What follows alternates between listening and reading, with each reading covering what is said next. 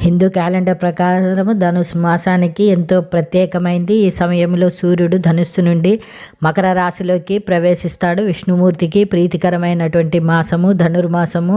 వైష్ణవులు ధనుర్మాస వ్రతాన్ని ఆచరిస్తారు. గోదాదేవి ధనుర్మాసం అంతా విష్ణు వ్రతము చేసి స్వామిని కీర్తించింది. ధనుర్మాసం దేవతలకు బ్రహ్మముహూర్తం వంటిది. ఈ కాలాన్ని కొన్ని ప్రాంతాల్లో శూన్యమాసంగా భావిస్తారు. ఈ కాలంలో ఏ పని చేసినా శూన్య ఫలితము.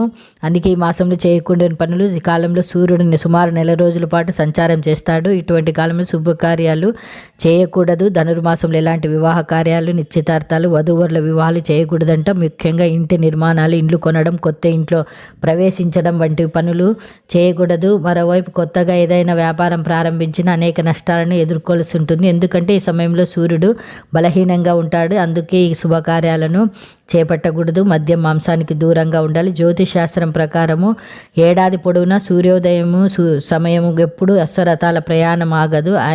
అయితే అందులో వేగంగా పరిగెత్తే గుర్రాలు ధనుర్మాసంలో బాగా అలసిపోవడం వల్ల సూర్యుడు విశ్రాంతి తీసుకునేందుకు ముందుకు వాటిని చెరువు వద్దకు నీరు తాగేందుకు తీసుకెళ్తాడు. అయితే ఇదే సమయంలో సూర్యుని రథం బలహీనంగా మారిపోతుందంట. అప్పుడు తన గుర్రాలను చెరువు దగ్గర వదిలేసి గాడిదలకు రథాన్ని కడతాడు. అందుకే సూర్యుడు నెల రోజుల పాటు నెమ్మదిగా ప్రయాణిస్తాడని చెప్తారు. అందుకే ఈ కాలంలో ఏ పనులు చేపట్టినా కూడా సజావుగా సాగవి. వీడియో నచ్చితే తప్పకుండా లైక్ చేయండి, షేర్, సబ్స్క్రైబ్.